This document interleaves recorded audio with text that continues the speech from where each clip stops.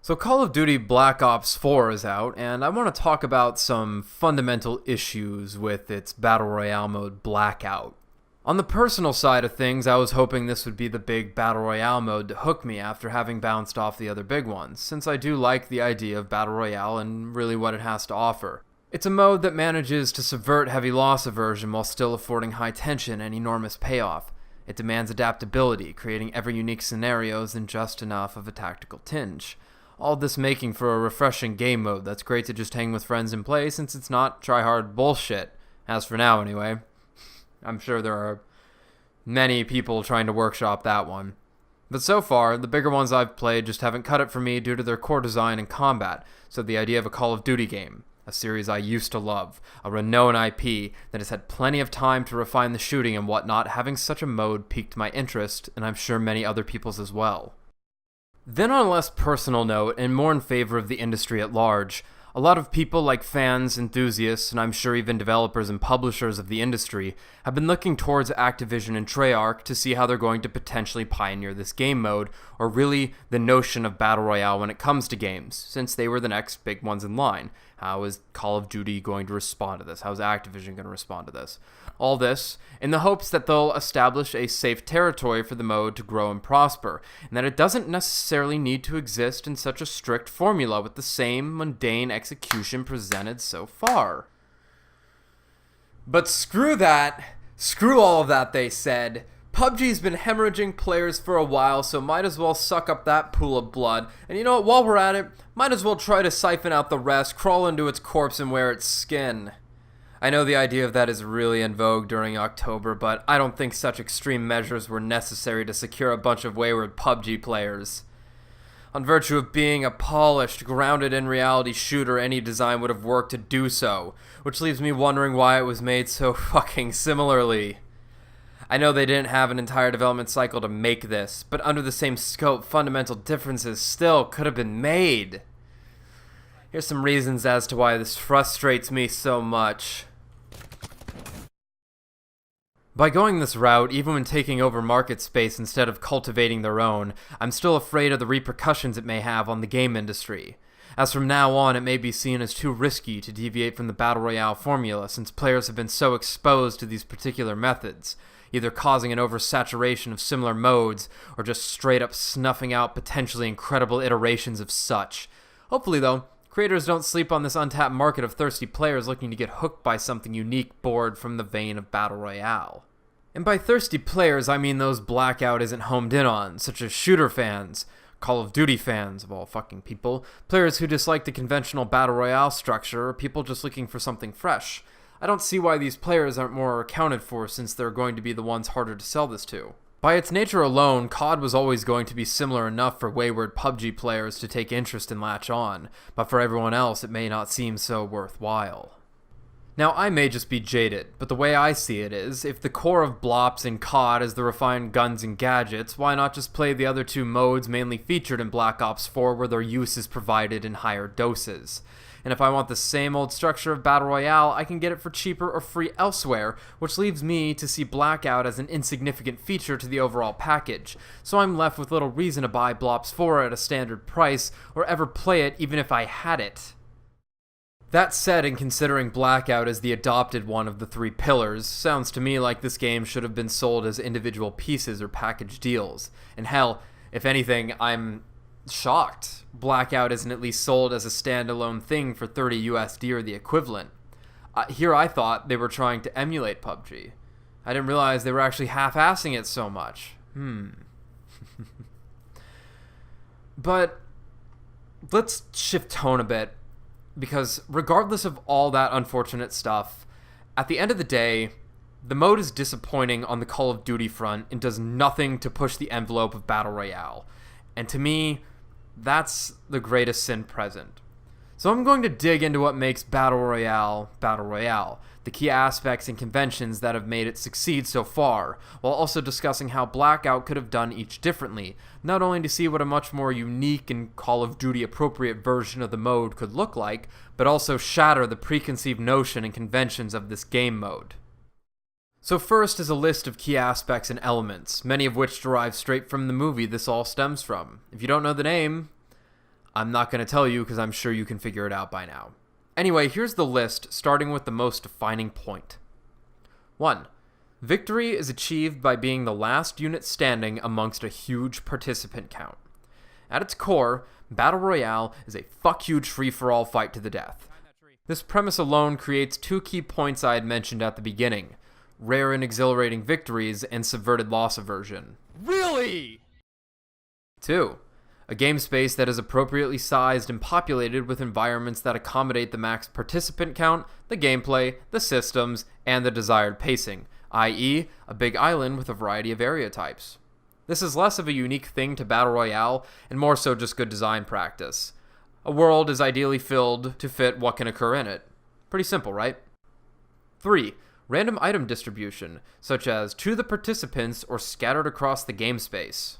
This is an important element that keeps things fresh match to match, and in a world where people love maining things such as a character or a weapon, this antithetical aspect is refreshing in its own right. 4. Item scavenging, such as off the ground, from containers, or off corpses. This is an element that goes hand in hand with the last point.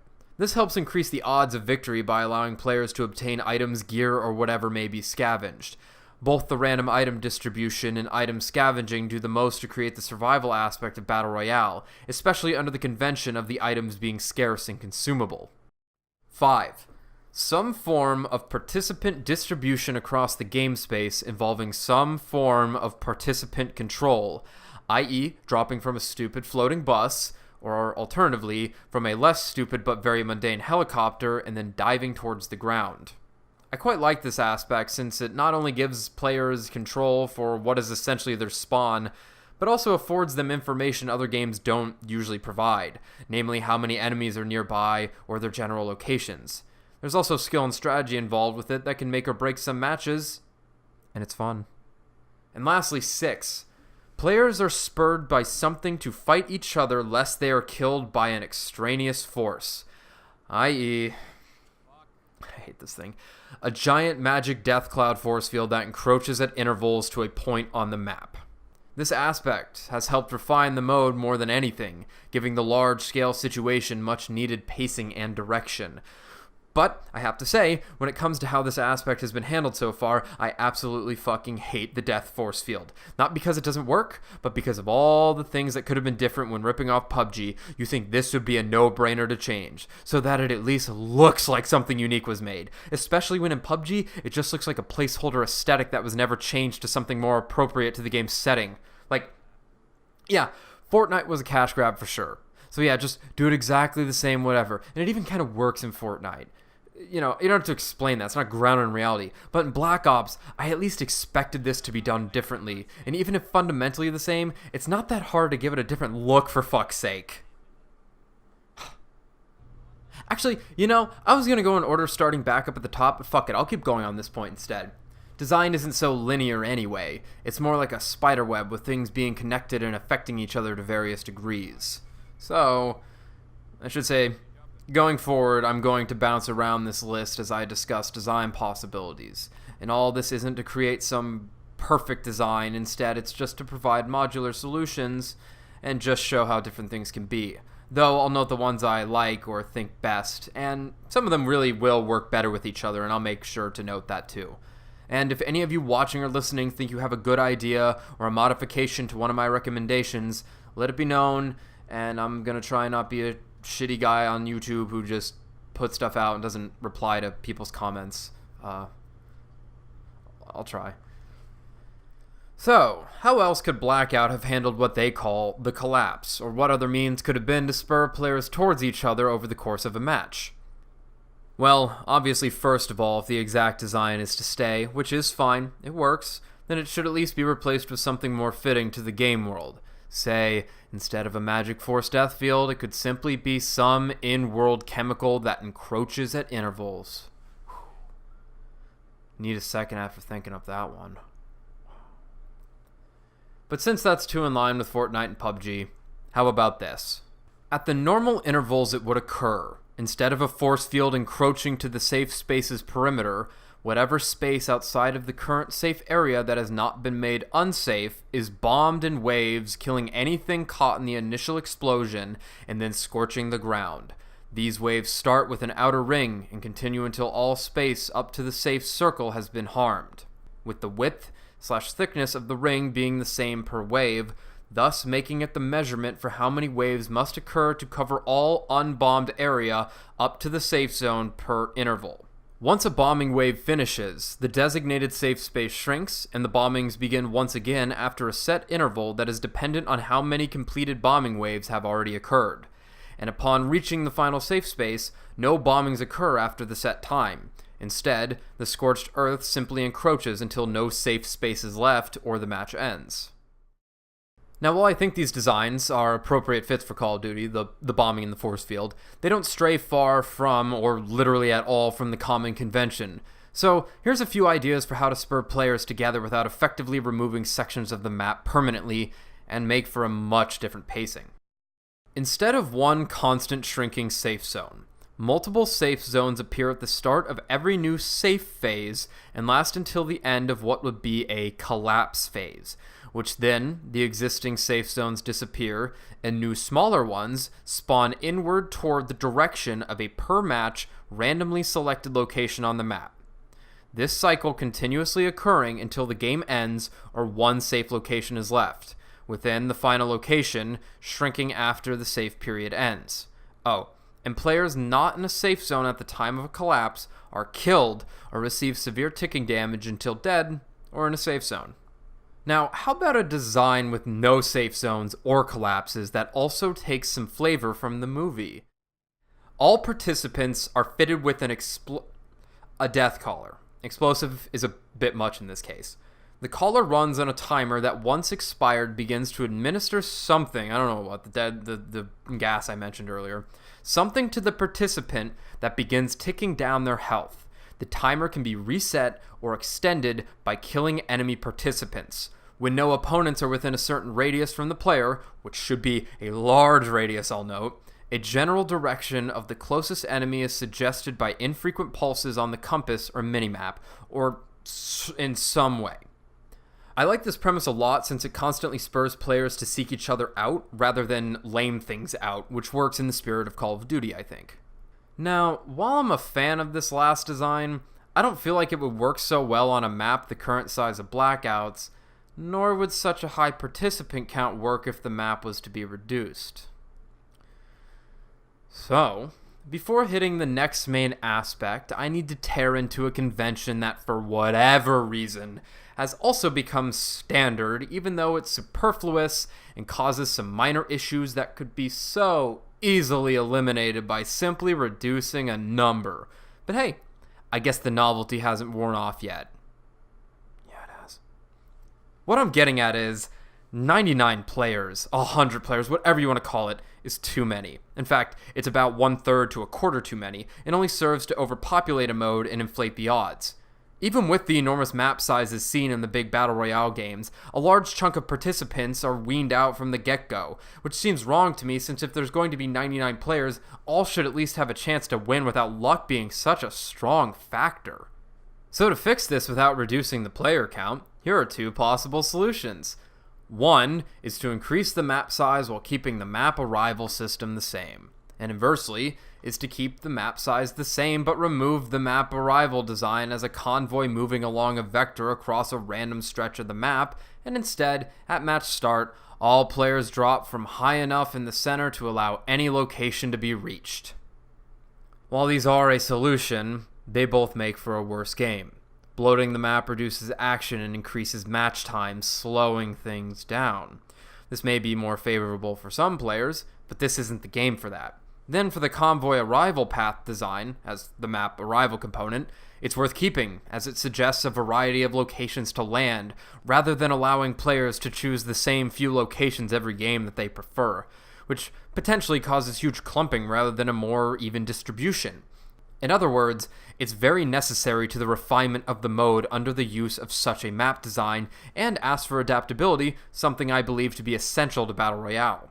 All this to say, A smaller player count is simply better, or rather, a player count that is dependent on other components rather than other components be dependent on it is the way to go, as changing other aspects can greatly detriment the mode, and it's simply a number to change rather than expending heavy development resources. Why would you, that just makes sense. That's easy to balance. Not to say there's any one correct way, this is just my opinion, that I believe to be the best. So with that said, to keep in mind for the rest of this, let's talk about what kind of game spaces could work for Blackout, and a bit in general just to get creative. Now, to not only provide a game space for the sake of being different, but to be more in line with Call of Duty, if the Blackout map had space greatly reduced or even removed between the key named areas, this would create a map very appropriate to the game's core, as it affords more frequent combat and thus lower match times. It'd simply be one big Call of Duty multiplayer map rather than one giant sprawling island, or whatever it is. It's a weird bulging landmass.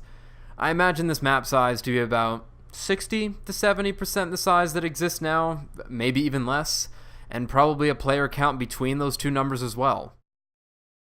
Going back to the Deathcaller idea, this is a design that demands an even smaller map, probably around 40 to 60% the size of Blackout's, as the design does not involve a component of the player fighting the environment, and instead needs to seek out others, thus needing shorter distances to travel. Now, that doesn't need to be the case since this is heavily dependent on how the timer is tuned. However, for COD, and probably just in general, a design like this sounds better with a focus on urgency. Here's a more interesting idea that I can see fitting. Roll with me, please. It's much different. Instead of an island or peninsula or coastline or whatever, imagine a massive multi-floor tower, each floor unique in its design and theme, and each about the size of a standard multiplayer Call of Duty map, maybe a bit bigger, but also with many places throughout to ascend or descend to another floor. And instead of a collapse of any kind, at set intervals, a floor or floors farthest from the final unknown one is or are eradicated, eliminating any players still inside and removing the ability to return to the floor. And then on the final floor, a constant collapse of some kind occurs to push the finalists into action. I like the idea of a bunch of explosions randomly occurring throughout the floor, creating an odd-shaped safe space, so that it's at least like variable per game. And since it's going to be more like, since it's effectively a bunch of Call of Duty multiplayer maps, that they're not so like, oh, you can just fight in a circle here. There are odd shapes with a lot of levels and whatnot. So as for entering the map, it could be a combination of dropping out of an aircraft, circling the tower, and then rappelling down the tower to the desired floor, maintaining player agency of arrival location. And I think rappelling sounds really fun. And by the nature of entering the tower from the sides, the centers of each floor should harbor high-quality items to spur players to fight over them. This map structure could also play with prefabricated components, meaning the tower's composition of floors is never the same, they're shuffled per match. I like the idea of this a lot, but it might be a bit of a stretch for Call of Duty since it's so grounded in reality. A heavier sci-fi setting like Halo could expand on this and make great use of the structure, since space and flying space vehicles, it'd just be like a giant open weird death tower Halo. Yeah. But now let's talk about the map arrival component.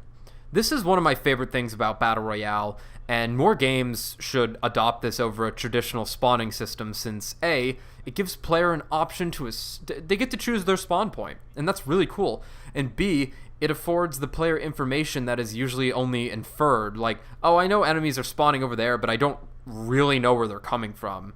And C, as I said, it's fun. And I'm not specifically talking about dropping out of the sky. That's fine, but there are other ways this could work, such as, like, launching. But for something bound so closely to our horrible reality, let's just talk about dropping for now. The standard convention of arriving above the map in some aircraft moving along a random vector across the game space is honestly a great design in theory, since, as I've said, it suggests locations players should go and affects where players can go. My problem with it, though, is the execution, as it is a suggestion rather than a command, or at least something in between, since 9 out of 10 times, if not more, 19 out of 20, sure, anywhere on the map can be reached regardless of the path, and most of the map can be reached if dropping immediately. What's up with that? While it's not necessarily detrimental to have the map arrival designed in such a way, it just makes things a bit messier and makes me wonder how much is really lost if this is removed. Not much, so let's make it better. I believe the travel paths should simply have a bigger impact by greatly determining where players can go, meaning dropping should be done right over or near the desired location rather than at any point. This isn't to say that possible landing spots should be limited to immediately over or next to the vector, just that it tightens up the possibilities from all of the map to most of the map, thus affording players a better idea of where enemies may be or where they might come from. This design, coupled with other general fixes mentioned, makes for an overall cleaner, refined game mode. I hit the mic, sorry. But now, as for unique map arrival systems, I'm hard-pressed to think of something better or at least fitting that's unique under a conventional map design, since what has been established does work so well, and Call of Duty being based in the horrible reality, as I said, it's hard to even stretch some things. Some more creative map methods would have to come with a lenient setting in map design.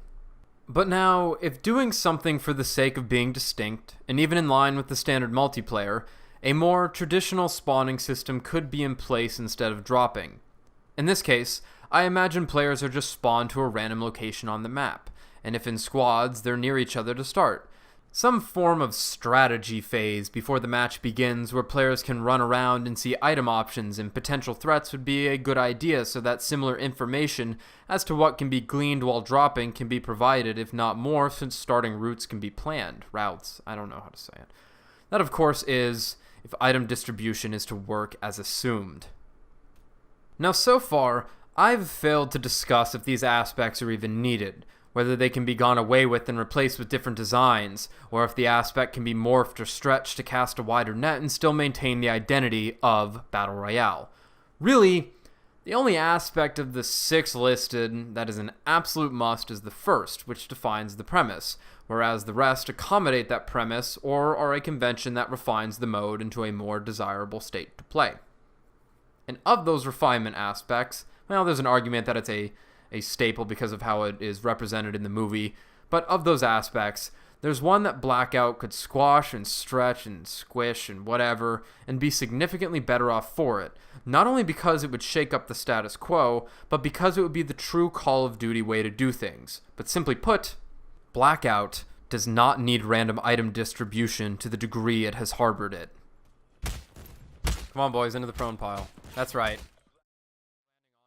It's not an undesirable or poor aspect by any means. It's just that the main dynamics produced, such as adaptability, survivability, variety, and luck, don't exactly enhance the core of Call of Duty, which is simply about picking how you want to kill something rather than picking what's best to kill something when and where. The games are about flavor and preference over purpose, so when slotted into a game mode that is all about chance, tactics, and adapting on a considerably huge map, things don't just perfectly fall into place. Actual viability of a weapon is suddenly pronounced, and considering where most conflicts occur on these huge maps, range becomes king. Then at the same time, the difference between a weapon's uses to another is negligible, especially when all guns turn into laser beams when decked out. Plus, with the small pool of weapons, it's not like a player need forgo long without finding one that is preferred. So all of this is to ask, why bother having random gun pickups? I'm not saying it all must go away, but with guns at the center, let's look at a design with a severely lessened focus on item randomness in favor of a player's preferred playstyle. The basic idea of this design, or structure you could call it, is that as players survive long enough and get eliminations, they obtain pieces of what would be a traditional multiplayer loadout, and possibly beyond that by earning special items and equipment throughout the game space, or by scavenging such things from eliminated participants. Imagine something of a reverse gun game, where instead of starting strong and ending weak, a player starts weak and can only get stronger. I'm going to aim more at concept and making a complete idea here rather than going into minute design, so just keep that in mind if there are some gaps. So, under this design, items are categorized as either standard or special based on their viability and potency. I won't specify everything, so use your imagination. Players begin a match with a standard weapon based on their chosen loadout, and a small portion of that weapon's ammo type. But here's the main thing. Eliminating enemies unlocks more items and equipment as kill streak thresholds are reached. For example, getting 1 kill nets a red dot sight, and 4 kills equips a permanent perk, each of these being preset by the player, like I said, a loadout. Obtaining these can occur in a few ways. One is that upon reaching said threshold, the items are just added to the player's inventory or immediately equipped. 2 is that a player can call down a care package that can be looted. Or the best option, 3, a combination of the two depending on the potency of the award. If reaching a considerably high kill count, I like the idea of rewarding the player with traditional kill streak bonuses, a potent one-time use ability, like a UAV or just a simple old care package. They'd have to be unique for the mode rather than just what exists now, though. Special items, such as strong attachments, ordnances, which would be like grenades, gadgets, overhealing, perks, and unique or heavily coveted guns can be obtained via caches primarily found in hot zones and random airdrops, while they would be rarer out in the space between. Though with a smaller map design, as discussed, this may not even be needed. Think of the unique crates in Asylum? Yeah, I think there's 2. Just that kind of object abundant throughout the game world. I think these would operate best on some timer or require blood sacrifices to unlock. I think that's how the crates in Asylum work now, but I didn't really have time to test it.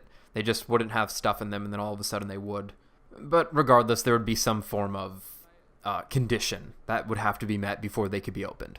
Moving on, though, surviving through enough collapse phases, or whatever occurs to push players, further unlocks pieces of a player's preset loadout. This rewards them for surviving. Standard items, such as healing and ammunition, are still distributed randomly and are the most abundant things found. You need to be able to reload, you need to be able to heal. However, a quick side note, in general, I believe healing should be a heavier commitment than how it is now, or better yet, be rarer and supplemental to a really slow regen system that fits the game's pacing. And then lastly here, other standard items such as lesser attachments and even guns are randomly distributed, but to a significantly less degree than healing and ammunition, and in high density hot zones are very rare, while more common in intermediate areas. So while incentivizing action via promised better loot makes sense because it's a risk-reward dynamic, players and teams shouldn't feel the absolute need to get into the thick of shit. And considering preparation, scavenging, and or laming out are gameplay elements many players enjoy, random items still being splayed about is fine to a lesser degree and still incentivizes players to scavenge around first after landing. The whole idea here is just to cut out the middleman and get players into the action with a focus on player preference while still maintaining a lick of adaptability and variety.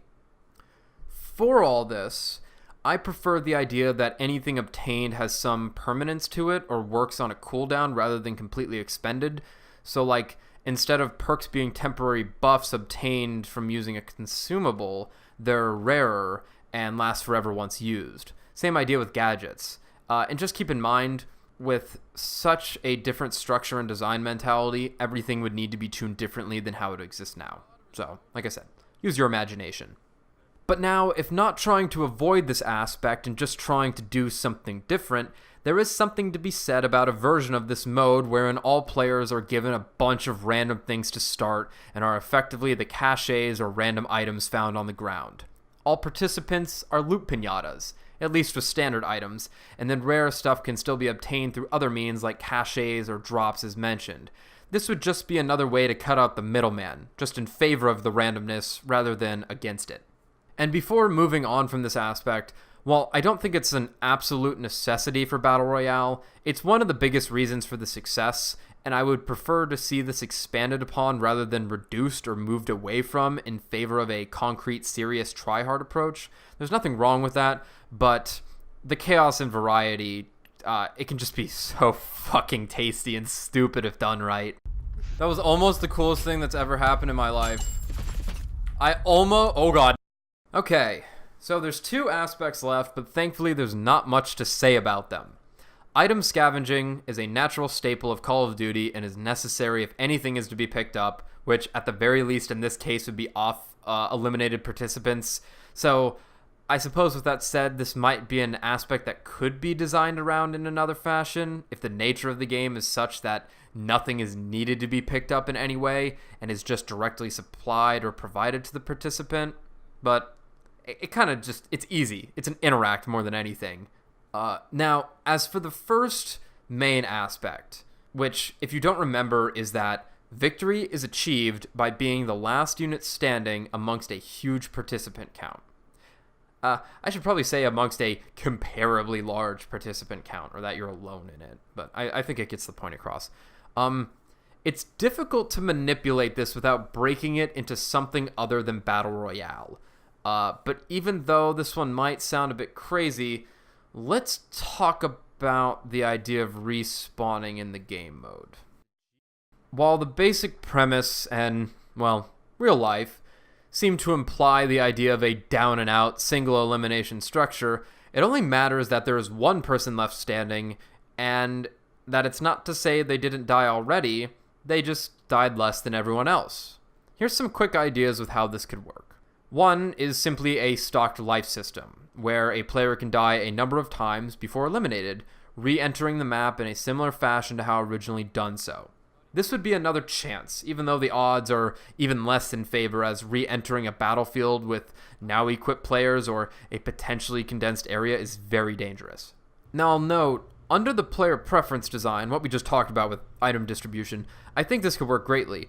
When players die, they simply lose progress on their build and any special items found, so they still enter the map somewhat equipped, but still worse off.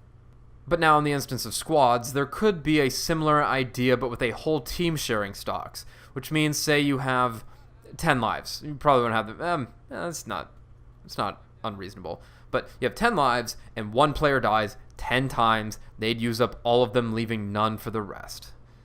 Thanks, man. Or each squad member has individual stocks, right? Easy. Oh, and with the idea in Blackout that each squad is dropped from their own helicopter, a squad mate could re-enter the map via their helicopter and then forcibly dropped in over the closest teammate to where they died or near their corpse.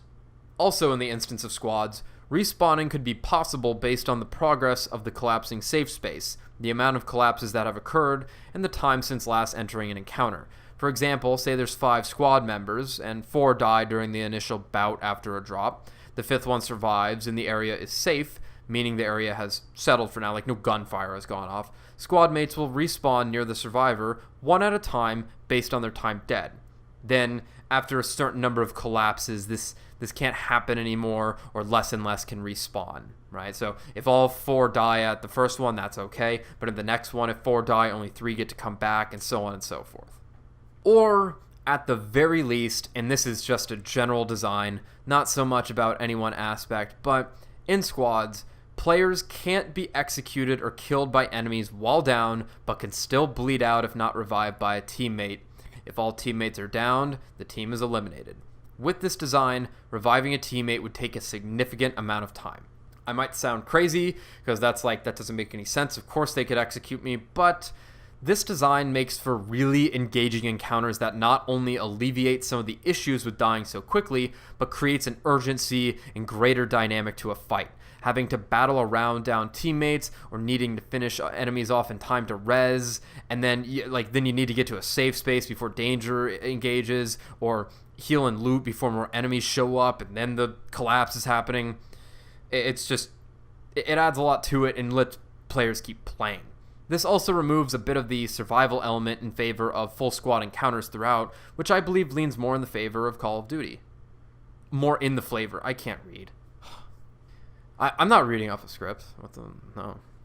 I'm not completely in love with this idea of respawning. I really can't read. I'm not completely in love with the idea of respawning in this mode, so the last point mentioned with the bleeding out, I do think is the best way to handle this. So, all that everything said, even if some pieces can be gone away with, the main defining aspects do make for a great and refreshing mode. It's just their takes so far haven't been very exciting. And clearly there's a lot of ways this could have gone, for better or worse. Impossible to say. I, of course, have faith in my designs, and that if tuned properly could be exceptional and help shift the notion of the mode. Oh, God. But regardless, it's clear that there were plenty of options on this handful of possibilities alone. After watching this, I hope it's triggered some great ideas, and that the mainstream idea of Battle Royale is shattered or, at least cracked a bit. That you can see things to be more than just what they are. Like, oh, that's just how it is. The main takeaway here, the other main takeaway, the game's out. It's well received. It's gonna do fine, already has done fine. I can't stop that, but the takeaway here, or better yet, all I really ask is to not accept things on virtue of what they are. Just because it's a lesser evil, or because there are good things about it, doesn't mean it's completely acceptable. I'm now curious to see how they'll handle Call of Duty from now on, if every game's going to have a new iteration of Battle Royale, or if Black Ops 4 gets to become a platform that that's expanded on for more than a few months. I actually kind of hope that's the case, because that means another studio gets to break the fucking cycle and make something original for once. Oh my god. Could you imagine? Holy shit. Oh, that sounds great.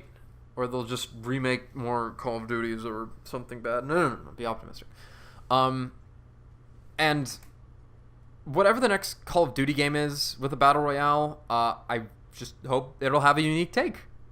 But, anyway, thanks for watching, and, even with all this said, I kind of want to shoot that, I think it was called the Maddox? Yeah, I kind of want to shoot that again, so, if this game ever goes on sale and I have money, because I'm broke as fuck, see you in game.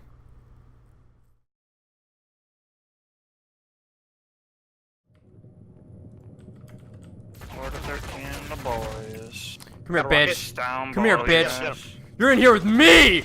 Oh! Oh, fuck. Got him! I tried to cage match him and it didn't work. That would have been so cool if you successfully did that. Oh, fuck. I'm not cool.